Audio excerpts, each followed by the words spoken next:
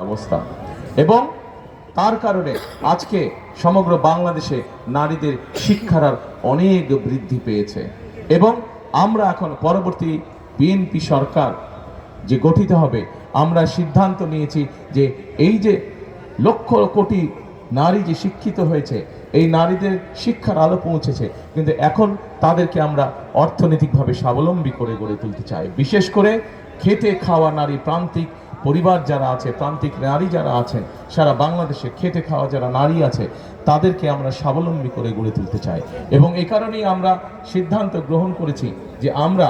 BNP সরকার গঠন করলে ইনশাল্লাহ পর্যায়ক্রমিকভাবে সমগ্র বাংলাদেশে আমরা গৃহিণী যারা আছেন, মা যারা আছেন তাদের কাছে আমরা সরকারের পক্ষ থেকে একটি ফ্যামিলি কার্ড নামে একটি কার্ড পৌঁছে দিতে চাই, যেই কার্ডের মাধ্যমে প্রত্যেকটি মা প্রত্যেকটি গৃহিণী সরকারের পক্ষ থেকে ন্যূনতম একটি সহযোগিতা পাবে, যার মাধ্যমে অর্থনৈতিক সহযোগিতা পাবে, যার মাধ্যমে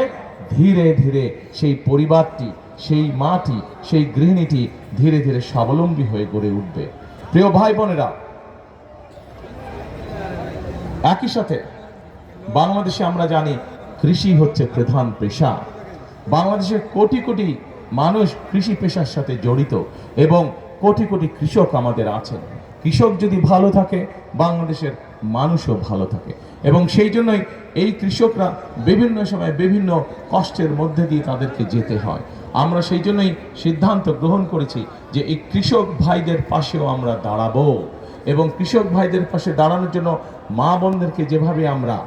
ফ্যামিলি কার্ডের মাধ্যমে সহযোগিতা করে স্বাবলম্বী করে গড়ে তুলতে চাই, ঠিক একইভাবে কৃষক ভাইদেরকেও আমরা কৃষি কার্ড নামক একটি কার্ড দিব, যার মাধ্যমে আমরা কৃষক ভাইদের কাছে সরকারের পক্ষ থেকে যে সকল সহযোগিতা থাকবে সেগুলো আমরা সরাসরি কৃষক ভাইদের কাছে পৌঁছে দিতে চাই এবং এভাবে পর্যায়ক্রমিকভাবে বাংলাদেশের প্রান্তিক হোক, ক্ষুদ্র হোক, মাঝারি হোক, সকল ধরনের কৃষককে ধীরে ধীরে আমরা অর্থনৈতিকভাবে স্বাবলম্বী করে গড়তে চাই।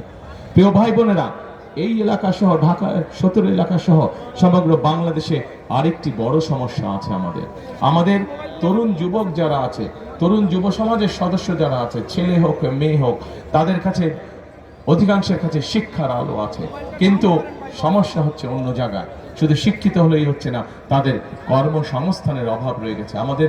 বহু তরুণ যুব সমাজের বহু সদস্য আজও বেকার রয়ে গিয়েছে। এত বড় জনসংখ্যার একটি অংশকে যদি বেকার রেখে দেই, আমরা বেকার থেকে যাই, তাহলে অবশ্যই আমরা দেশকে সামনের দিকে এগিয়ে নিয়ে যেতে পারবো না এবং সে কারণে আমরা সিদ্ধান্ত গ্রহণ করেছি যে আমাদের যে তরুণ আছে, যুবক আছে, এদেরকে আমরা বিভিন্ন রকম প্রশিক্ষণ প্রদান করতে চাই। বিভিন্ন ভোকেশনাল ইনস্টিটিউট তৈরি করে, বিভিন্ন টেকনিক্যাল ইনস্টিটিউট তৈরি করে আইটি সেক্টরে বিভিন্ন প্রশিক্ষণ দেওয়ার মাধ্যমে আমরা এই মানুষগুলোকে আমরা দক্ষ মানুষ হিসাবে গড়ে তুলতে চাই, যাতে করে দেশের ভিতরেই ব্যবসা বাণিজ্য হোক, দেশের ভিতরে চাকরি বাকরি হোক অথবা বিদেশেও কর্মসংস্থানের ব্যবস্থা করে যাতে তারা তাদের বেকারত্ব ঘুচাতে পারে। এবং একই সাথে প্রিয় ভাই বোনেরা, আমরা সিদ্ধান্ত গ্রহণ করেছি, আমরা দেখেছি আমাদের যে সকল ভাইয়েরা বিদেশে চাকরি করতে যায়, যাবার আগে তাদেরকে অনেক সময় অর্থের সংকটে পড়তে হয় এবং তখন তারা কি করে, স্বাভাবিকভাবেই পৈতৃক জমি জমা যা থাকে বাধ্য হয়ে অনেকেই সেই জমি জমা বিক্রি করতে হয়। আমরা